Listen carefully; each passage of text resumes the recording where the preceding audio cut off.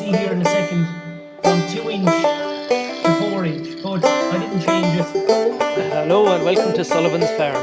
It's been a while.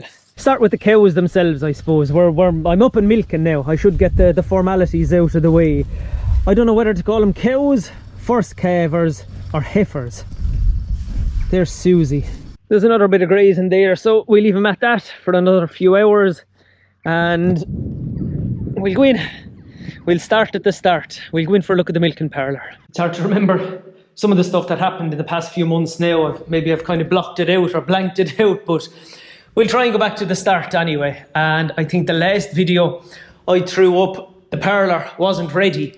That was the start of the problems, but parlour's ready now and it's like it was always here. Sun is shining now, so forgive the brightness from when we go from one side to the other. But 8-unit parlour, set up for 12, so we've 4 extra jars down here. You can see them along there. It's turned on the sump pump. Sump pump is a fairly new installment here, and I got that a couple of weeks ago. Before that, guess what I was emptying the sump pump with?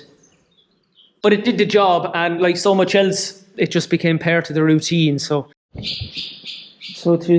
these mod cons have made things a little bit more manageable in recent weeks. The switch here, I haven't figured out the best routine yet, whether to just leave the float up above all the time or to keep flicking the switch. So it's pumping. I didn't change it. I think the advice at one stage was to change the pipe you'll see here in a second from 2" to 4", but I didn't change it and it's working away grand. Pumping the dirty water out into the slats in the distance. It's not perfect, but it's an improvement on this. So that's that, emptying away there, so that's grand. Till tomorrow. I'll remember it tomorrow morning and flick it off again. We'll make the bucket redundant. We'll reuse the bucket someplace else when we're sure of this new part of the system. We'll show you something else new now. You can kind of see me, you're not missing much. But another new thing that was connected, and again, all these things take weeks when you're at it part-time, is the plate cooler. So the man fixed it up there, connected up the milk pipes, and then a week later, I got the water pipes connected up. So water's coming in from over there in the corner, T-piece, and naturally, we'll have a quick look at that. The first morning I came over, the T-piece was after breaking and all here was flooded. It's the water heater. It's working, so I'm not going to go near that. But again, not knowing what was wrong, I gave months messing around with that, coming over in the evenings, every evening, reminder on the phone, 8:30, check water and tank. Tank is working fine now, but it was tripping the electricity here. That's an ongoing issue as well. There's a few ongoing issues and we'll get to why they matter in another while. But anyway, I fixed that issue, not for the first time. A piece of twine came to the rescue and it hasn't leaked since. So that's feeding the plate cooler over here now. And the water coming out the other end is just going into this barrel at the moment. Again, it's a temporary setup, but I just take out buckets from there and wash down either side. When we're finished milking in the mornings, there's a hose in the middle there to get things moving. I moved that recently. Bit of an art installation here, in case anybody was wondering. I'm something of an artist. So again, all these things are trial and error, and I must tidy that up because the system is kind of working there now where I have the water pipe. This is the meal bin, and the plan, I have a TAMS grant gone in to put a meal bin there, one of the vertical ones. I don't know what the proper name for them is. I just call them meal bins, and that'll be piped in, and then we'll feed the meal directly in there someplace. I have a couple of these. I got these from a neighbour. One is up, kind of for demonstration purposes. The other ones are there. I just haven't got around to putting them up yet, and I need to call back and get 4 more. Settle up with the man. So I'm not taking them for free, and yeah, we'll be getting there then. All right, but we'll have to see. It's not that straightforward either. We might not need them next year. We'll get to that story in a while, but for now, this is the meal bin, and I'm bucketing the meal in. not the end of the world again. It just becomes part of the routine, and you assume it's normal. I know it's not normal for everybody. Some lads it is normal, but it's just part of the routine now. Get the big white bags delivered there. Topper is giving trouble too, but anyway, that's a whinge we'll do without for today.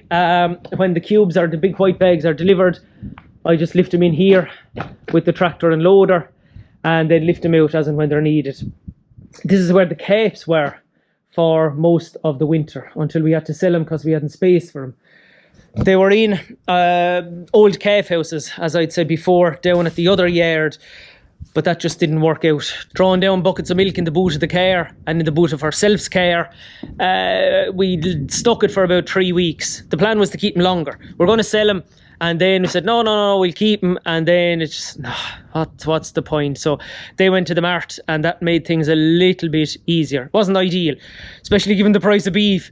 Should have kept them. Jeez, if we had those 15 calves, we were right now. But we made the right decision at the time. And yeah, you should shrug your shoulders and move on. I have a pain in my shoulders from shrugging them at so much stuff in the last couple of months. But look, it is what it is, and we'll move on. So what I did do, we'll go out for a look at them in a second, is buy a couple of late calves to hedge my bets. So we've 3 little sucks coming in here still, getting milk. Now, the milk they're getting is from a cow that has suspected streptococcus. The only one so far that's been sick. We've culled 2 others. We'll get to why we culled them as well in a minute, because they weren't performing. Sure, I mean, there's no mystery. If they're not doing the business, they're not doing the business. They were given 8 and 9 litres of milk, so there's no point in feeding them 3 kgs of cubes a day. So they went up the ramp and they're gone, and I don't miss them, and nobody misses them, and the milk tank doesn't miss them.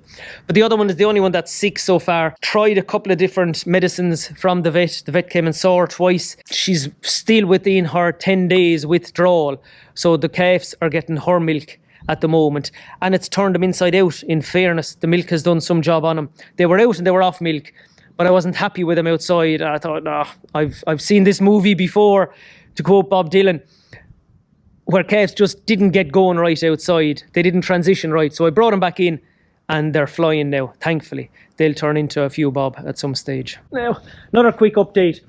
I was asking before in a previous video, seems like 100 years ago now, about moving the diesel tank.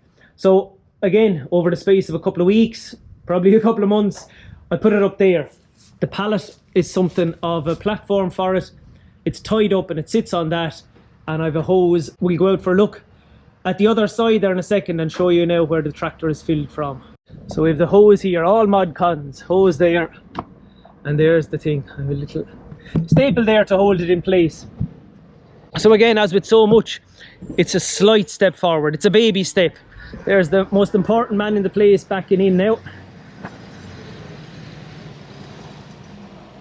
One of the things that's worked out well is the structure and the layout of the yard. There's enough going wrong, but the cows walk in that way. They walk in on the slats here, and then we close the gate down at the end, and in they go. Now again, that wasn't straightforward at the start. Because the parlour wasn't finished on time, I couldn't walk the heifers in to give them a few cubes before they calved, which would have kind of gotten used to the parlour. So it was an absolute nightmare trying to get them in. But even before that, when the first ones calved, the parlour wasn't ready here.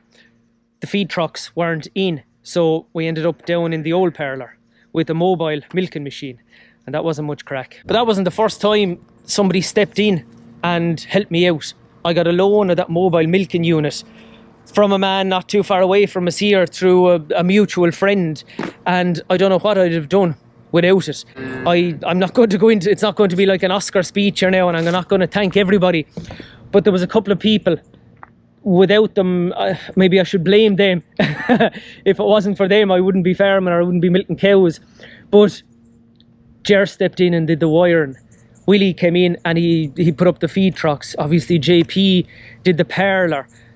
Petey and JJ were there doing the work as well, and fellas were there like till 9 and 10 o'clock helping me out. If nothing else ever goes right, I'll never forget all the help I got along the way there as well. So yeah, look, thanks lads. Show you some of the bales before we go too much further. An awful lot less silage cut around here this year, and For the first time ever, I fed silage in the summer.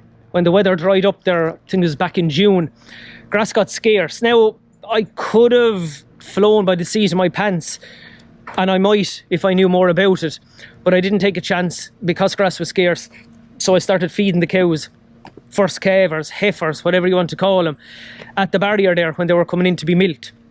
I think I fed out silage for about a week, and then I did another grass walk, and I said, yeah, close enough, and out they went again. So milk production dropped, but it wasn't the end of the world. Nobody died, cows were okay, and they still kept putting milk in the tank, but they're not putting an awful lot of milk in the tank anyway. But one of the reasons they're not putting an awful lot of milk in the tank is because I'm only milking them once a day. We'll have a look at the docket there in a second. Yeah, I won't show you that. I'll show you so much, but I won't show you that. I guess the bottom line is that they're on target, if you can call it that, to deliver about 250 kgs of milk solids this year to the co-op. And as I said, the main reason is they're milked once a day. When I started milking first, stuff was going wrong left, right and centre in the parlour. I came over, I think, at one stage, and that was probably the turning point. Came over there, I think, 6 mornings, and of the 6 mornings, 4 I couldn't milk the cows. I had to ring somebody because something wasn't working, or there was trouble with this or trouble with that. So I got into the habit of milking them in the afternoon, once a day. Again, this was back in March, when they were only still just calving at that stage. I went to twice a day, I think it was sometime in April, and they came up a little bit in milk, maybe up about 2 litres a day. And I just thought, do you know what? When I add in my time and the extra detergents and the extra electricity, it just wasn't worth it. Because they're heifers, they weren't leaving an awful lot behind them anyway. So if it was a herd of mature cows, yeah, you'd see a massive drop.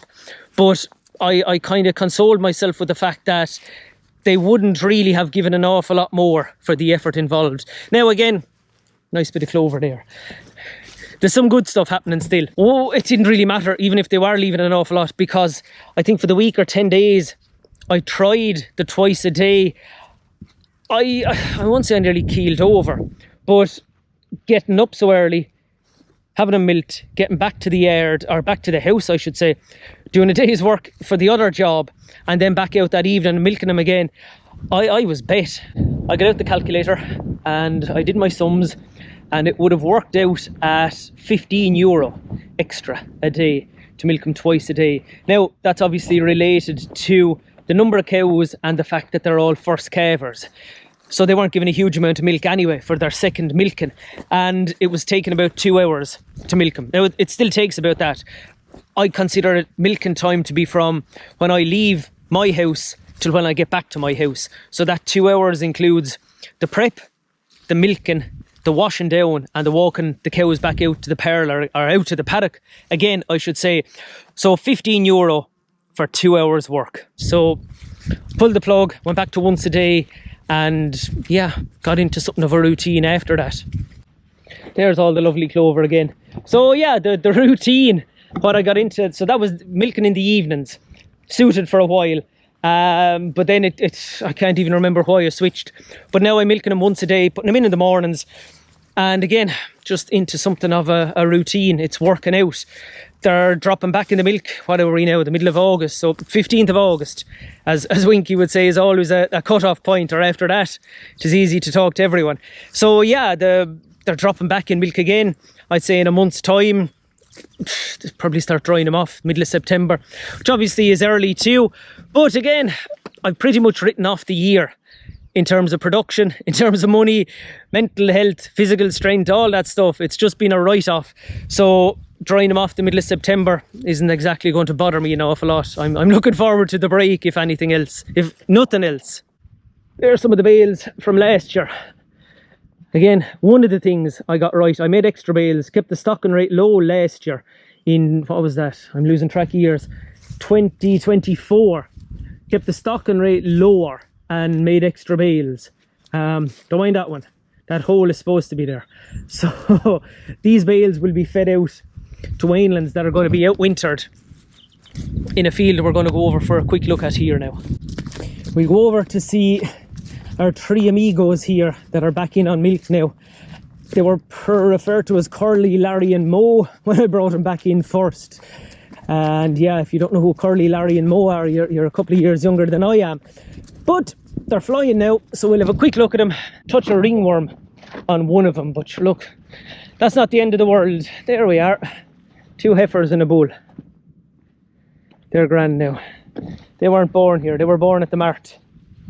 So they were, but yeah, the milk has stood to them. What will happen, I'd say, is they'll probably have to go into the shed someplace. Don't ask me where, but they'll have to go into the shed someplace for the winter, because they're not going to be big enough to be outwintered here, where the other 16 are going to be outwintered. Take a cut of silage off this in the next couple of days and set fodder rape straight in then.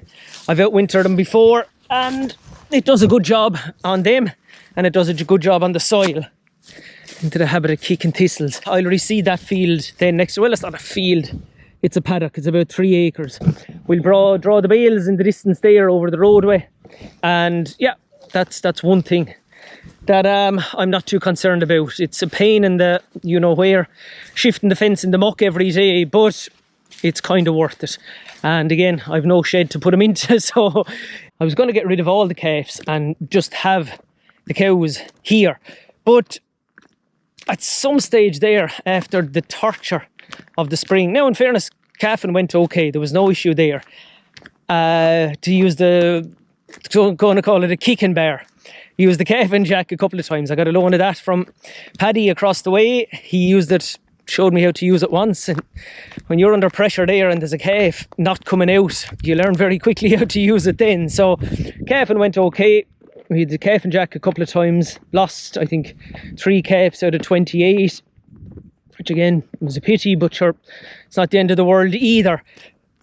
But from there on, trying to get into the routine, nothing going right, and I saw how much was needed to be spent just to give myself a fighting chance to, say, if I wanted to go at it milking or farming full-time next year. It dawned on me very quickly just how much money needed to be spent, and yeah, it wasn't pretty. The bigger 16 calves are out here in the far off knock, so we'll go out for a quick look at them. We'll bring them out a bit of meal as we're going. Here they are, a couple of Frisian ones in the middle of it, but it says Angus on the card, and that's kind of because the bull I got this time last year had an Angus nanny. Sorry, he was an Angus bull, but he had a Frisian nanny, so a few of them came out with the Frisian markings. It says Angus on the card, and they'll die Anguses. That's the main thing.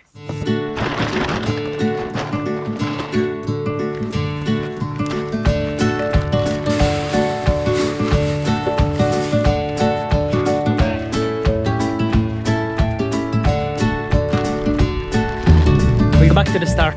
Plan A, when I was looking into cows and when I was starting milking, was that I'd go milking full time next year. But I buried my head in the sand a little bit, because I need to milk not 100, about 60 cows, and I had 30, say roughly 30. And I stuck my head in the sand as to where I'd get the money to buy those other 30. Where was I going to get 60 grand to buy those cows? Fucking thistles, I'm still kicking them.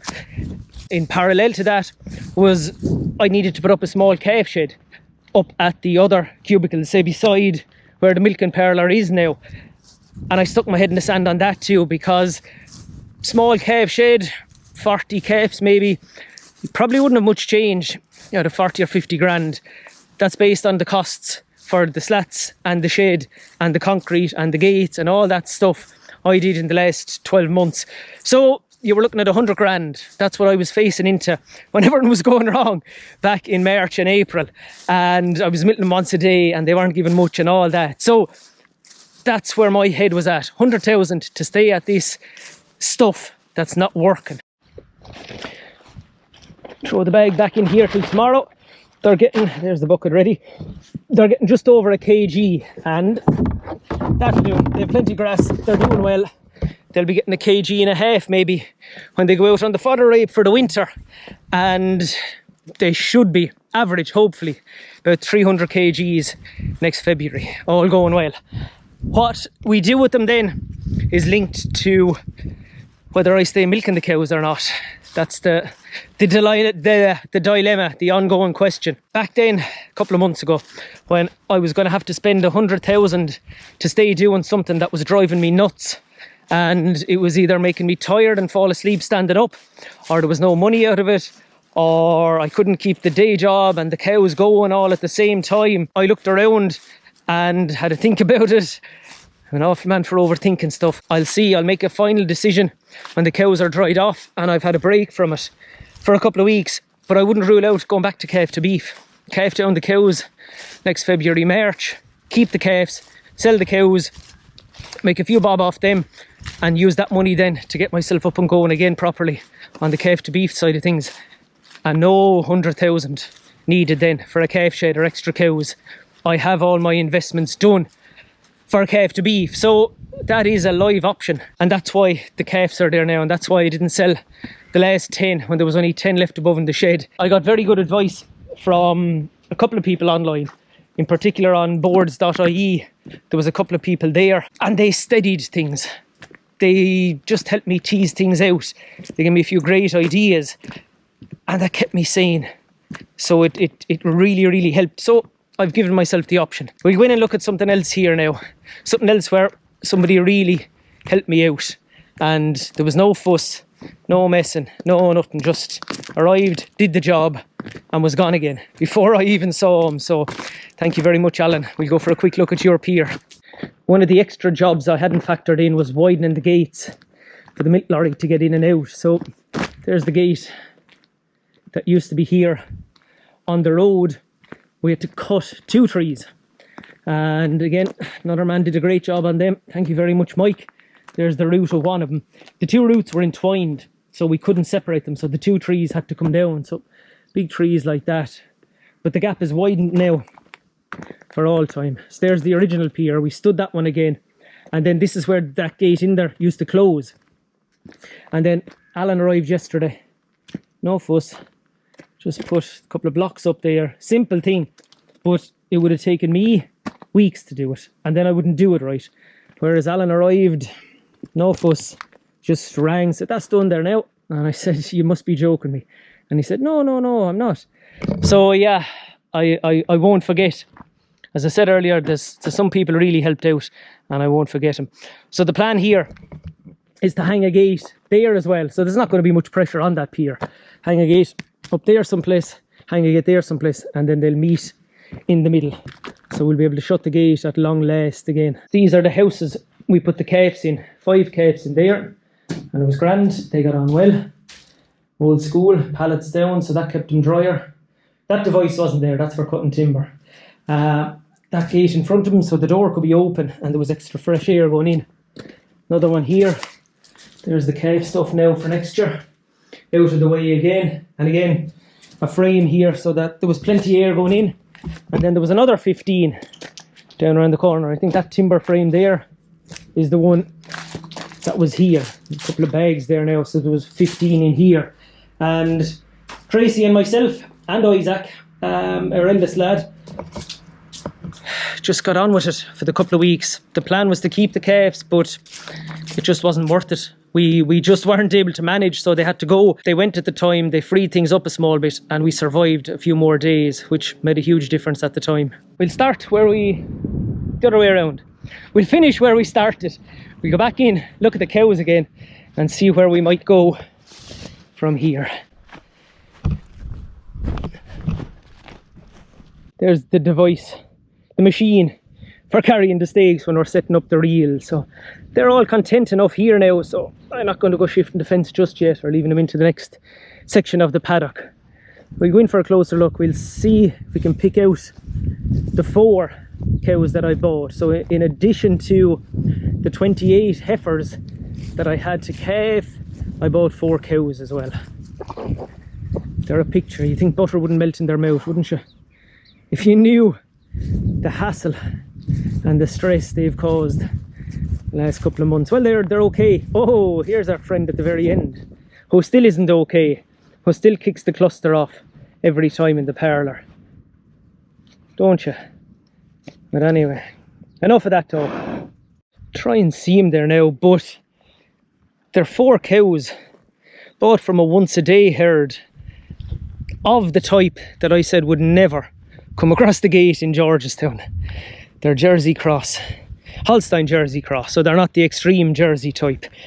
But yeah, life comes at you fast, so it does. There's one of them there. Can't see them. Like, they don't stand out. They're not little brown yolks. They'd pass for British Frisian types. There's one of them. You're not one of them. You're another one with 3 teeth, all right, and not much milk. But yeah, join the club. There's Holstein type, bought from a cousin. The best heifer, the best cow in the place, and it gives me hope. If we had a few more like that, all of a sudden we're in a different scenario. She is a picture. So she is going to give, as I said, it's once a day. She's probably going to give 270, 280 solids on once a day. She calved. She was one of the first to calve, and yeah, if you had enough of them, then you wouldn't be going too far wrong. You'd be in a different scenario altogether. But we're just going to have to see. I'm milking 30 of them at the moment, once a day in the mornings, and yeah, I'm into something of a routine. I'm not mad about the once a day. You have to have a particular type of cow, I think, and for me, there's nothing wrong with it. I can't knock it because it's working out for me. It is the only option at the moment. But if I do stay at it, then I can see how I could get to 40 cows next year. The plan would be then, if I do stay at it, is to milk them 10 in 7, which is essentially 7 mornings and 3 evenings. I've been doing a bit of homework on that. I could fit that around the college job. All going well, I've somebody very, very good lined up to do a couple of milkings, so have a chat with her in the next while for next year as well. And those things would really kind of change the outlook. If those bits and pieces don't come together, then it wouldn't really bother me to go to calf to beef again. I've seen the money and I've seen the work involved now with cows. It's intense in a way I never understood before. And everybody told me, I won't get into where I got the pains earlier and who I had to go see about them. But yeah, I've felt it. It has aged me. And it has had an impact on everyone around me as well. If I've missed anything, this has been a very higgledy-piggledy video. I've kind of tried to cover an awful lot there, and most of it has been blanked out. And I've developed that habit of putting my hand over my eye when I'm trying to think, because there's so much stuff going on. But thanks a million for watching. If I haven't covered anything and you have questions, ask them. If you have any ideas, ask them or suggest them.